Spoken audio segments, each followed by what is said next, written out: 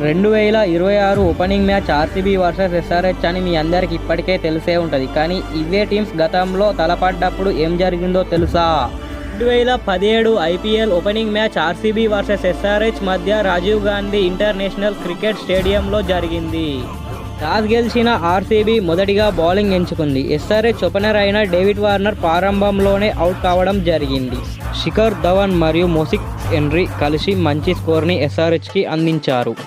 తర్వాత వచ్చిన యువరాజ్ సింగ్ అదిరిపోయే ఆటతో 27 బంతుల్లో 62 పరుగులు చేసి ఆర్సీబీ బౌలర్స్కి చెమటలు పట్టించాడు. దానితో ఎస్ఆర్హెచ్ పూర్తి స్కోరు 207కు చేరుకుంది. 208 పరుగులతో లక్ష్యంలోకి దిగిన ఆర్సీబీ కొత్తగా వికెట్లు కోల్పోవడంతో క్రిస్ గేల్ పోరాటం చేసిన ఆర్సీబీ ఓటమిని ఎవరూ ఆపలేకపోయారు. ఆ మ్యాచ్లోనే రషీద్ ఖాన్ తన ఐపీఎల్ డెబ్యూట్లోనే 2 వికెట్లు తీసుకొని అందరి దృష్టిని ఆకర్షించాడు. చివరికి ఎస్ఆర్హెచ్ 35 పరుగుల తేడాతో ఘన విజయం సాధించింది. మరి 2026 RCB versus SRH opening match ఎవరు గెలుస్తారో మీ కామెంట్ ద్వారా తెలపండి.